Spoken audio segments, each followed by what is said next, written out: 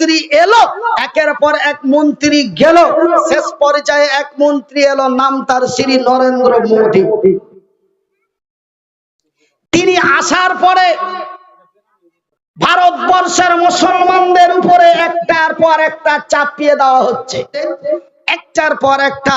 কখনো কবরস্থানগুলিকে ভেস্ট করে দেওয়ার চেষ্টা করছে। আজকে যেন ভারতের মুসলমানেরা বড় চিন্তায় চিন্তিত, আজকে যেন আমরা দিনের পর দিন হতাশ হয়ে যাচ্ছি। হবেই কি, আর হলোই কি, আর হচ্ছেই কি? আমরা আর কতই সহ্য করব? সহ্যের সীমা হারিয়ে গেলে ধৈর্যের বাঁধ ভেঙে যায়। ধৈর্যের বাঁধ যখন ভেঙে যাবে, আমরা রাস্তায় নেমে পড়ব। ওরা আর চুরি পরে থাকবে না, ওরাও ঝাঁপিয়ে পড়বে, ওরা আমাদের পে দিয়ে দেবে। কেন? ওরা হলো ৭৫, আমরা হলাম ২৫। ওরা হলো ৭০, আমরা হলাম ৩০। তবে ওরা তো আমাদের পে দিয়ে দেবে, ওরা তো আমাদের পিটিয়ে দেবে। তবে আমরা তো আজকে দুশ্চিন্তায় চিন্তিত। আগামীতে আবার ডিসেম্বর আসছে, কে জানি না ভারতের কোন মসজিদে আবার হাত লাগায়।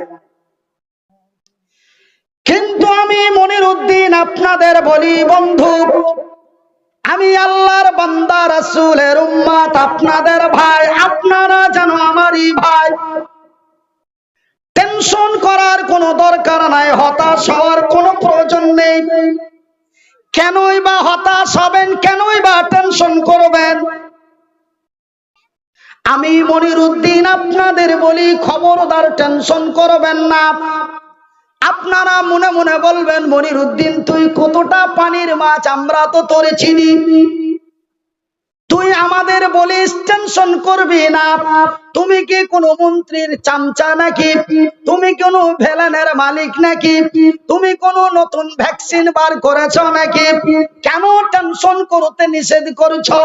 ওরা তো ৭৫, আমরা তো ২৫। একটার পর একটা আমাদের উপরে নির্যাতন, নিপীড়ন, অন্যায়, অত্যাচার, অবিচার একের পর এক চালিয়ে যাচ্ছে। আর তুমি আজকে বলছো খবরদার টেনশন করবেন না।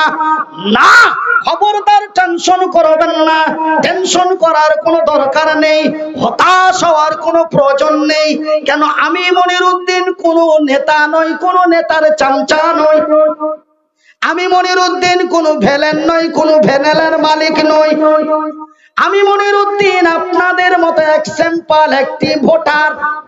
আপনারা দিন খান, দিন কামান, দিন খান, আমি রাত কামাই, দিন খাই।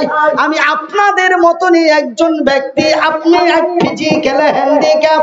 আমি কাউরো মারতে পারবো না, কাউরো ধরতে পারবো না।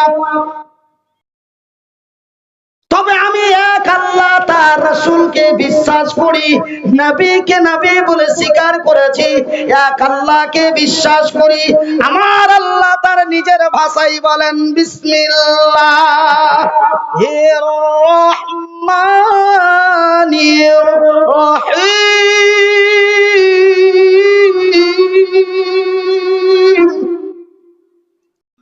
ওয়ালা তাহিনু ওয়ালা তাহজানু ওয়া আনতুমুল আলাউনা ইন কুনতুম মুমিনিন।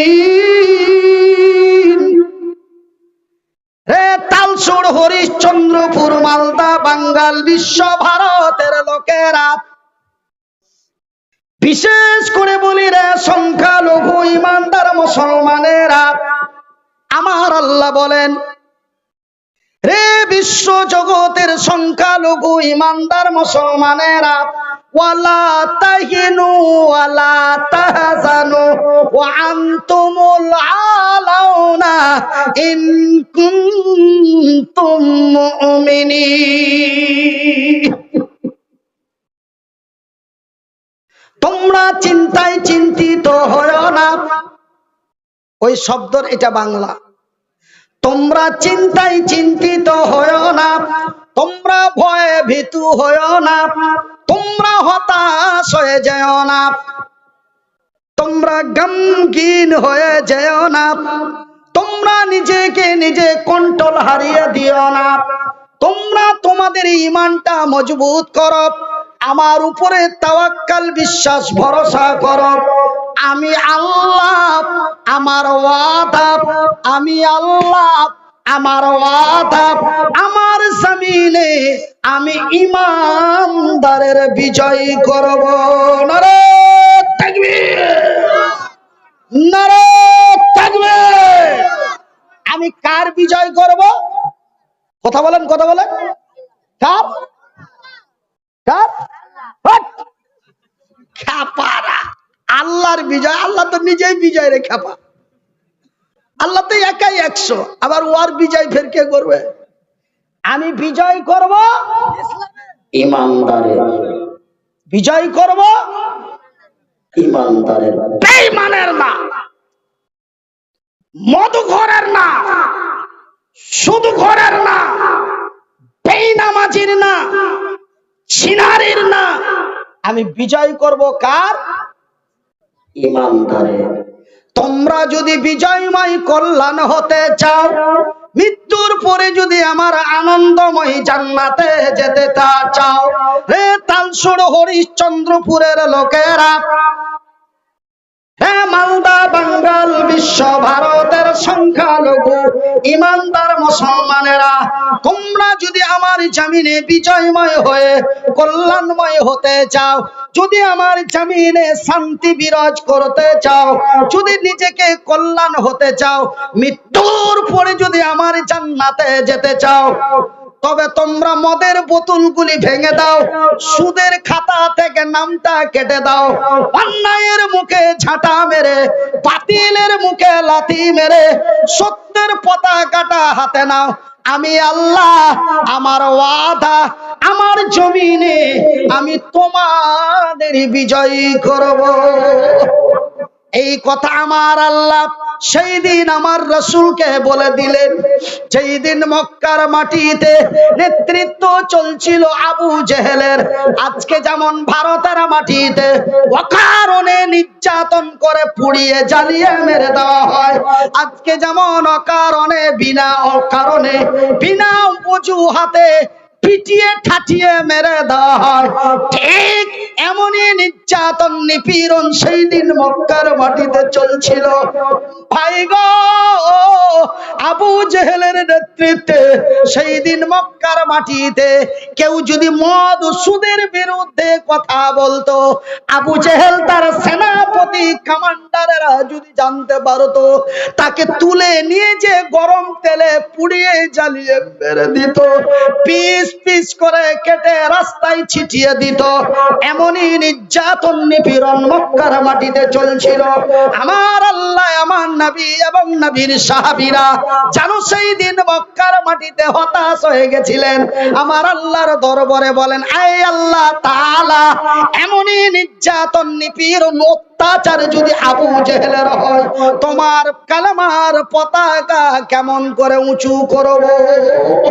এই দরখাস্ত যখন আমার আল্লাহর দরবারে চলে গেল, আমার আল্লাহ রাসূলের কাছে এই আয়াতটি জিবরিল দিয়ে পৌঁছে দিলেন। জিবরাইল রে, আমার নবীর কাছে খবরটি পৌঁছে দাও। রাসূলের কাছে খবরটি পৌঁছে দেওয়া হলো। জিবরাইল এসে বলে দিলেন, ওগো নবী, টেনশন করো না, ওয়ালা তাহিনু ওয়ালা তাহজানু, চিন্তায় চিন্তিত হয়ো না। এই আয়াতটি নাজিল হওয়ার মাত্র 1 থেকে 2 বছরের মধ্যে আমার আল্লাহ 15 জিবরাইলকে পাঠালেন। হে জিবরাইল, আমার নবীকে বলে দাও যেন উহুদ বদরের প্রান্তে কালেমার পতাকাটা উঁচু করে দেয়, আমি তার সাহায্যের সহযোগিতা করব। ভাই গো, আমার আল্লাহর দরবার, আমার আল্লাহর অর্ডার হয়ে গেল। ভাইজান, আমি মনিরউদ্দিন বেঈমান, আমি মনিরউদ্দিন চিটার, আমি মনিরউদ্দিন দালাল, আমি মনিরউদ্দিন সকাল বেলায় ভল্টুর লোক, সন্ধ্যা বেলায় ঝন্টুর লোক।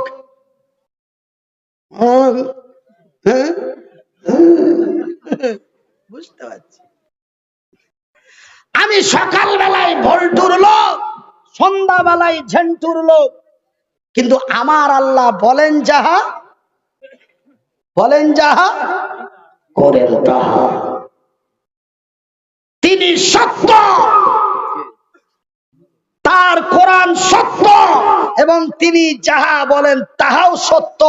ওই যে সেদিন বলে দিলেন আমি তোমাদেরই কল্যাণ করব, আজকে দেখেন তার প্রমাণ হয়ে গেল। প্রমাণটা কি রে? আমার আল্লাহর অর্ডার হয়ে গেল, আমার দয়ার রাসূল নবী মুহাম্মদুর রাসূলুল্লাহ বলুন সাল্লাল্লাহু আলাইহি ওয়াসাল্লাম, আল্লাহর নবী, দয়ার নবী, বিশ্বের নবী মক্কার মাটিতে দাঁড়িয়ে আওয়াজ ছেড়ে বলে দিলেন, রে আবু জেহেল তার সেনাপতি কমান্ডারেরা, আয় কালেমার পতাকা উঁচু করতে চায়, আয় মায়ের দুধ খেয়েছি ময়দানে বেরিয়ে আয়।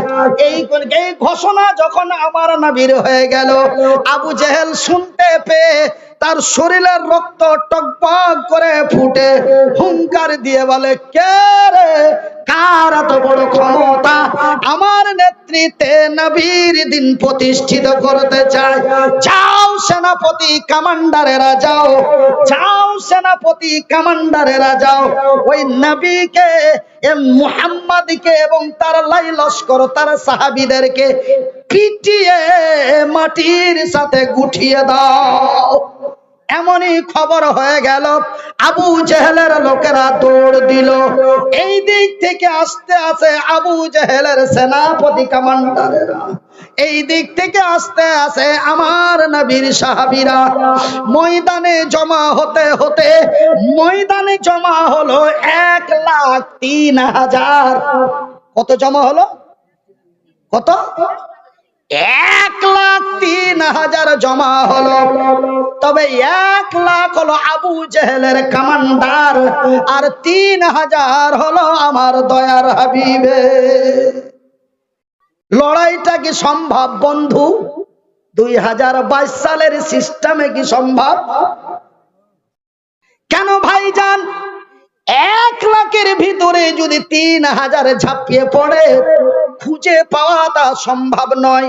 বেঁচে থাকা তো দূরের কথা রে, ওরাই ওরাই মরে যাবে, কোনটা মুহাম্মাদের লোক চিনাও মুশকিল। কেন 1,00,000-এর মধ্যে মাত্র 3,000, 97 বেশি। ভাই গো, আমার আব্বা জানেরা, কিন্তু ওই যে আমার আল্লাহর ওয়াদা, তিনি বলেন যাহা করেন তাহা, তিনি এক, তিনি একক, তিনি একা, তিনি সত্য, তার কোরআন সত্য এবং তিনি যাহা বলেন তাহাও সত্য। ভাইজান, আমার আব্বা জানেরা, আমার সোনা চানেরা, আমার শিক্ষিত বুদ্ধিজীবী বন্ধুরা, আমি মনিরুদ্দিন আপনাদের ভাই, আপনারা যেন আমারই ভাই। যদিও আমার বাড়িটা বর্তমান হরিশ্চন্দ্রপুরের মাটিতে হয়, তবুও যেন আমি আপনাদেরই ভাই। হাত দুটি জড়িয়ে বিনীত অনুরোধ করে বলে যায়, কল্যাণ আমাদেরই হবে, বিজয় আমরাই করব। কেন? সেই দিন লড়াইয়ের ময়দানে লড়াই আরম্ভ হয়ে গেল। এই দিকে মাত্র 3,000, এইদিকে লক্ষ লক্ষ লড়াই হয়ে গেল। ভাইজান, বেশি নয়, অল্প টাইমের মধ্যে আবু জেহেলের লোকেরা ময়দান ছেড়ে পালাতে আরম্ভ করলো। আমার রাসূল এবং নবীর সাহাবীরা হযরতে আলী থেকে হযরতে হানজালা পর্যন্ত এমন নওজোয়ান তরুণেরা, তারা কালেমার পতাকা উঁচু করে মক্কাবাসীকে দেখিয়ে দিল। শুধু মক্কাবাসী নয় রে, পৃথিবীর মানুষকে তার ইতিহাস দিয়ে দিল। একবার জোরে বলি নারে তাকবীর। আমার ভাইয়ের, আমার বন্ধুরা, আমার শিক্ষিত বুদ্ধিজীবীগণ, আমি মনিরুদ্দিন আপনাদের ভাই, আপনারা আমারই ভাই। তবে আমার আল্লাহ বলেন যাহা করেন তাহা। তবে এখন আমার বলার উদ্দেশ্য হলো আমরা তো ভাগ্যবান, আমরা তো অতি সৌভাগ্যবান। আজকে আমরা ভারতের মাটিতে 30%, কিন্তু সেই দিন মক্কার মাটিতে মুসলমানেরা ছিল অনলি মাত্র 2 থেকে 3%। তবে 3% বিজয় হলো, আর এই 30% কেন লাঞ্ছিত হলো? ওরাও তো মুসলমান। ওরা কি জি? আমি মনিরুদ্দিন বলছি, তবে আমার কথাটা একটু খেয়াল করে শুনবেন। যদিও আপনাদের পাড়ার মনিরুদ্দিন হয়, যদিও আপনাদের ছোট্ট এক সুপরিচিত বন্ধু ভাই হয়, আমি আপনাদের প্রশ্ন করে বলি, উত্তরটা দিবেন, আল্লাহ রাব্বুল আলামিন খুশি হয়ে যাবেন। তবে ওরাও তো ছিল সংখ্যালঘু, আমরাও তো হলাম সংখ্যালঘু। ওরাও তো ছিল মুসলমান, আমরাও তো হলাম মুসলমান। ওদেরও নাম ছিল আব্দুল্লাহ, আমাদেরও নাম আব্দুর রহিম। ওদের নাম ছিল আব্দুর রহমান, আমাদের নাম হলো আব্দুর রহমান। ওরাও গরুর মাংস খেত, আমরাও গরুর মাংস খাই। আমি নিজে খেয়ে আসলাম। গতকালকে বিহারে গেছিলাম, ওই যে মৌলানা মুরগা হয়েছে,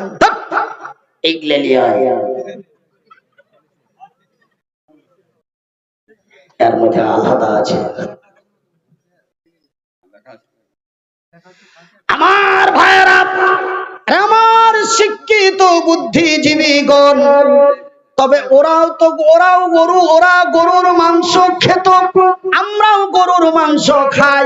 তবে ওরা কেন বিজয় হলো, এরা কেন লাঞ্ছিত হলো? ওরা কেন বিজয় হলো, এরা কেন বঞ্চিত হলো? ওরা কেন বিজয় হলো, এরা কেন পেদানি খেলো? ওরা কেন বিজয় হলো, এরা কেন বঞ্চিত হলো? ওরাও তো মুসলমান, আমরাও তো মুসলমান। ওরাও তো ছিল কম, আমরাও তো হলাম কম।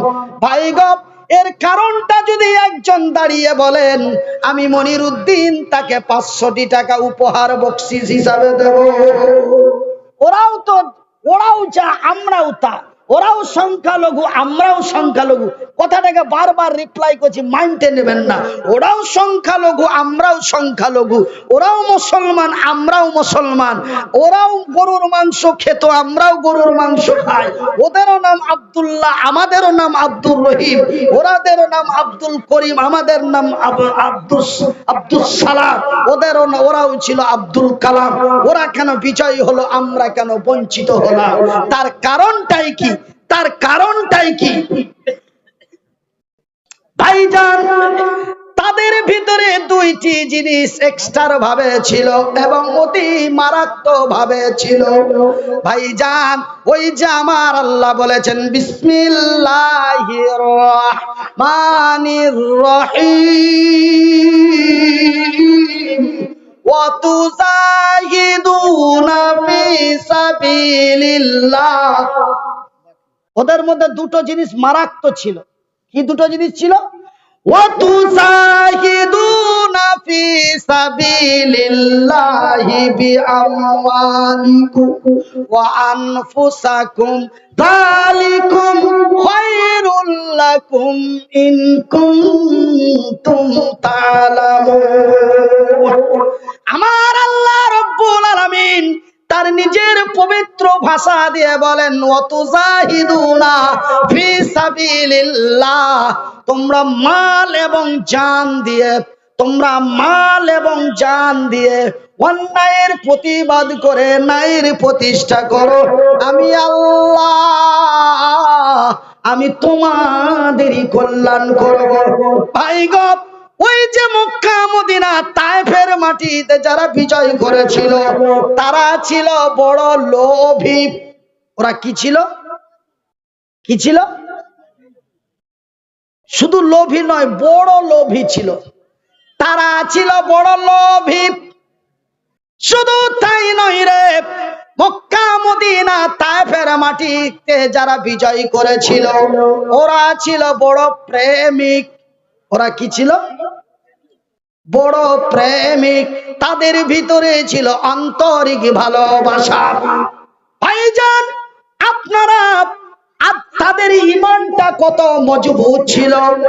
ভাইগো, আমি সাধারণ সিম্পল একটি চুক্তি বা একটি এক্সাম্পল আপনাকে দিচ্ছি।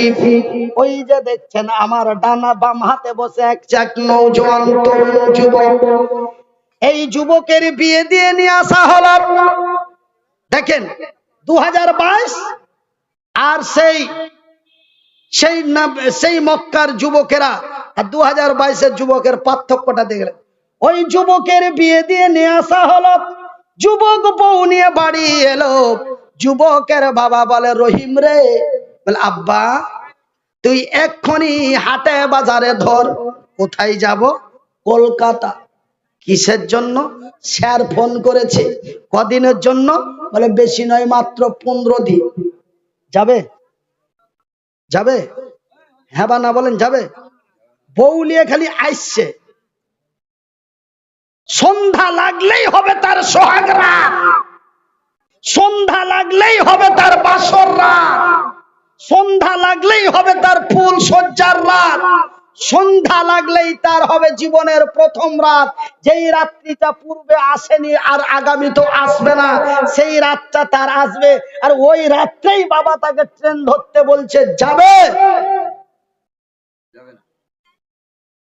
ওই ছোড়া চট করে চলে গেছে আর বড় ভাইয়ের কাছে, মানে নিজের বড় ভাই নয়, বড় চাচার বড় বেটা।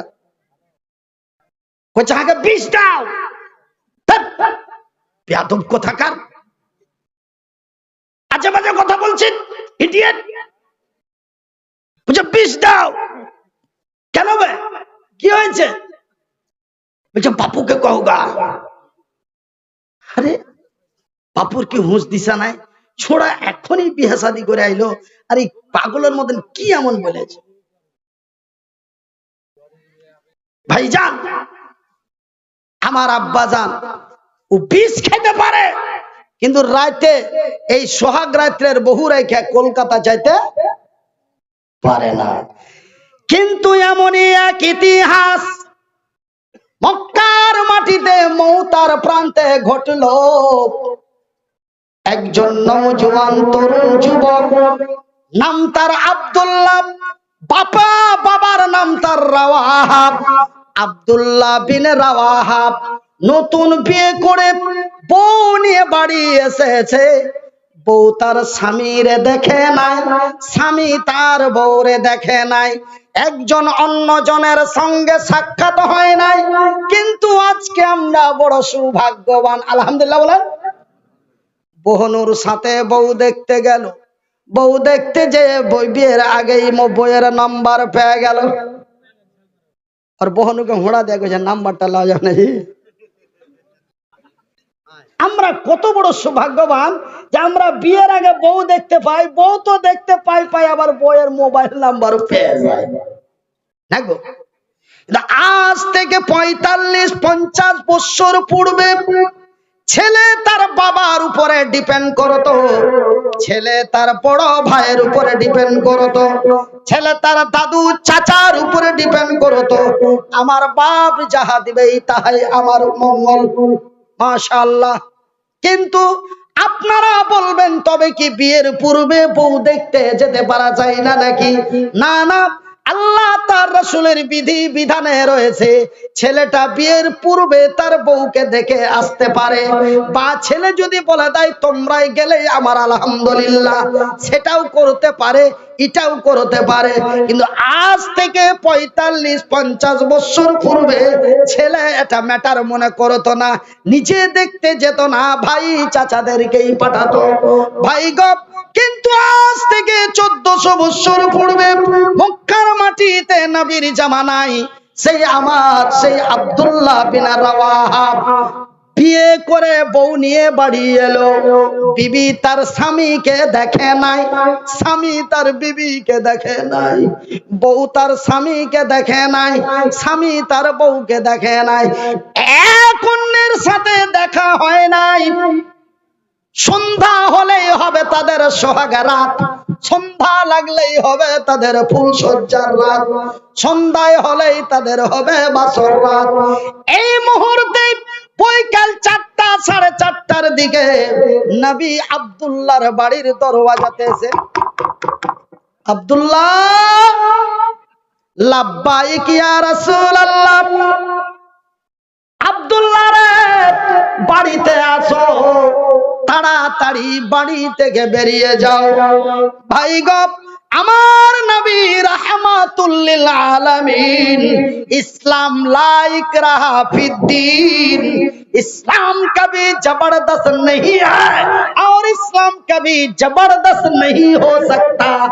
भाई गो, আব্দুল্লাহ যদি একটু ইশারা তার নবীকে বলতেন, ইয়া রাসূলুল্লাহ, নবী গো, আপনি জানেন কি জানেন না, আমি নতুন বিয়ে করে আজকে বউ নিয়ে এসেছি, আগামী কালকে জয়েন করলে কি চলবে না? এমন ছোট্ট একটি দরখাস্ত যদি আব্দুল্লাহ নবীর কাছে করতেন, আমার রাসূল একবারের মতো তারে দ্বিতীয়বার আর ডাকতেন না। কিন্তু না না, আব্দুল্লাহ বিন রাওয়াহা যখনই নবী এমন শব্দ ব্যবহার করে দিলেন, আব্দুল্লাহ রে, তুমি তাড়াতাড়ি রেডি হয়ে তোমার সরঞ্জাম নিয়ে তুমি বাড়ি থেকে বেরিয়ে পড়ো, আমি রাসূল তোমারে কমান্ডারের দায়িত্ব দিয়েছি, আমি তোমারে সেনাপতির দায়িত্ব দিয়েছি, ওই মৌতার প্রান্তে তোমারে কমান্ডারের দায়িত্ব দিয়েছি। আব্দুল্লাহ বিন রাওয়াহা নবীর কথাটি শুনে 1 মিনিট লেট করলেন না, হাতে নিলেন ঢাল, হাতে নিলেন তরোয়াল, ব্যাগ ঝোলা পিছে লটকে নিয়ে উল্টো পিঠ দিয়ে বাড়ি থেকে বেরিয়ে যাচ্ছে। তার সুন্দরী রমণী বিবি সাহেবা পিছন থেকে ডাক দিয়ে বলছে, আব্দুল্লাহ রে, চলে যাচ্ছ যাও, বাধা দেব না, আমি নিজেকে বড় সৌভাগ্যবানী যে আমি এক শহীদের বিবি হতে পারবো। আমার স্বামী আজকে কমান্ডারের দায়িত্ব পেয়ে গেছে, আমি অত্যন্ত আনন্দে আনন্দিত, আমি শহীদের বিবি সাহেবা, আমি আপনার একবার যেতে বঞ্চিত করব না, একবারের মতো যেতে নিষেধ করব না, 1 ঘন্টার মতো যেতে নিষেধ করব না।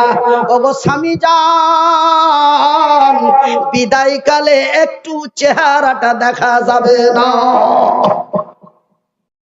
আমি তোকে বাধা দিব না, তোর কাছে 10 মিনিটও সময় নেব না, খালি টুকি মেরা সালামটা দিয়ে যেতে পারবি না,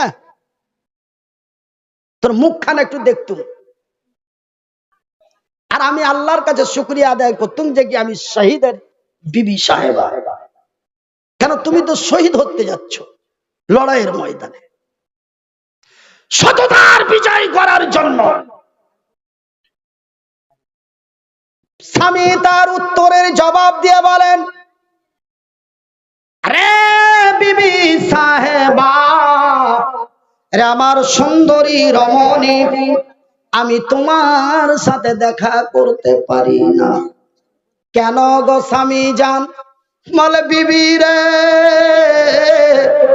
তোমার সাথে দেখা করতে যে যদি তোমার সুন্দরী রমণী টকটকে ঝলঝলে চকচকে চোখগুলি দেখে, মুখখানা দেখে, তোমার পাতলা পাতলা ঠোঁটগুলি দেখে যদি আমার মনে ভালোবাসা এসে যায়, যদি তোমার মুচকি হাসিতে প্রেমে পড়ে যায়, বিবি রে, যদি আমি তোর মহব্বতে পড়ে যাই, যদি তোমার ভালোবাসায় পড়ে যাই, আমি আব্দুল্লাহ যেতে পারবো না, আমার রাসূল আমারে খুঁজবে, আমার আব্দুল্লাহ কই, আমার আব্দুল্লাহ কই? না রে বিবি, না, আমি তোমার সাথে দেখা করতে পারি না। বিবি উত্তরের জবাব দিয়ে বলে, গো স্বামী জান আব্দুল্লাহ, আল্লাহর কসম দিয়ে বলি, সৃষ্টিকর্তার কসম দিয়ে বলি, আমি তোমারে কোনো প্রেম নিবেদন করব না, আমি তোরে কোনো মুচকি হাসি দেব না, আমি তোরে প্রেমের জালে ফেলব না। বিবি রে, ওগো স্বামী জান, আমি একটু তোমার চেহারাটা দেখতে চাই, যেন কাল কিয়ামতের দিন। কোন দিন? কোন দিন? আমার বিবি আমাকে বিদায় দেয় 2 দিনের জন্য, আমাকে যেমন কালকে বিদায় দিয়ে দিবে 16 তারিখের মতো। আমার বিবি আমাকে বিদায় দেয় 2 মাসের জন্য, আমার বিবি আমারে বিদায় দেয় 6 মাসের জন্য, আমার বিবি আমারে বিদায় দেয় 9 মাসের মতো, আমার বিবি আমারে বিদায় দেয় 2 বছরের মতো। কিন্তু বন্ধুরে, আব্দুল্লাহর বিবি সাহেবা আব্দুল্লাহকে বিদায় দিচ্ছে কাল কিয়ামতের দিন পর্যন্ত। সুবহানাল্লাহ। ওগো স্বামী জান আব্দুল্লাহ, আমি তোমার চেহারাখানা একটু দেখতে চাই, যেন কাল কিয়ামতের দিন হাসরের ময়দানে তোমার সুন্দর চেহারাখানা দেখে আমি চিনতে পারি এটা আমার সোহাগরাতের স্বামী আব্দুল্লাহ। নারায়ে তাকবীর। এ জাগি জাগি জাগি রে মুসলমান, এ জাগি জাগি জাগি রে মুসলমান, চৌদিকে ফিরিয়ে দেখ তুই তৌহিদি ফরমান। এ জাগি জাগি জাগি রে মুসলমান, এ জাগি জাগি জাগি রে মুসলমান, চৌদিকে ফিরিয়ে দেখ তুই তৌহিদি ফরমান। নারায়ে তাকবীর। আমার ভাইরা, আমার বন্ধুরা, দেখুন ওই যে আল্লাহ বলেছেন ওয়াতুজাহিদুনা ফি সাবিলিল্লাহ, তোমরা জান এবং মাল দিয়ে, মাল এবং জান দিয়ে, আগে বলেছেন মালের কথা, তারপরে বলেছেন জানের কথা। দেখুন বন্ধুরে, তারা কত ছিল লোভী, তারা কত, তাদের ভিতরে কত লোভ ছিল ভাই গো আমার আব্বা জানেরা, তারা ছিল কত বড় প্রেমিক, তারা ছিল বড় লোভী। তারা জান্নাতের লোভে পড়ে, কিসের লোভে পড়ে?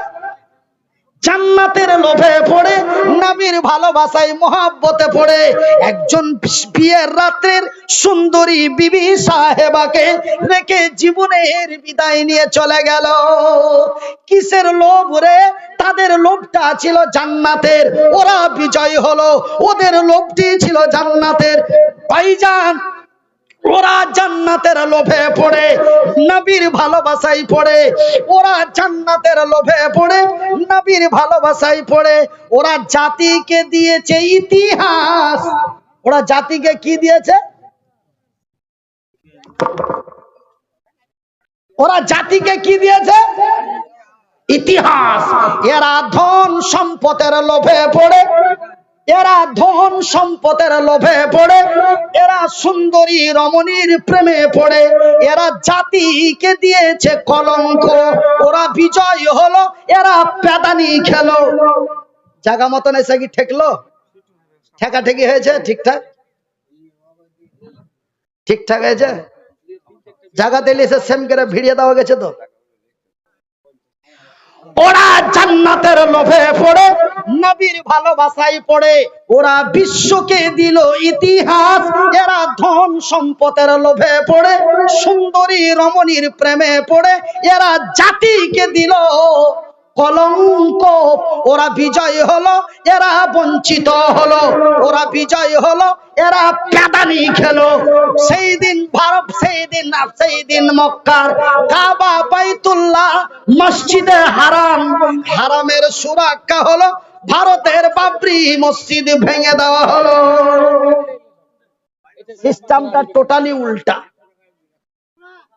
সেই দিন মক্কার কাবা মসজিদ, কাবা বাইতুল হারাম, মসজিদে হারামের সুরক্ষা হলো, ভারতের ঐতিহাসিক মসজিদে বাবরিকে ভাঙা হলো। তার কারণ একটাই, আজকে আমরা ধন সম্পদের লোভে পড়ে, সুন্দরী রমণীর মায়া জালে মহব্বতে পড়ে আমরা নিজেকে নিজে বরবাদ এন্ড ধ্বংস হয়ে গেছি। ওরা বিজয় হলো, এরা বঞ্চিত হলো। ওরা বিজয় হলো, এরা লাঞ্ছিত হলো।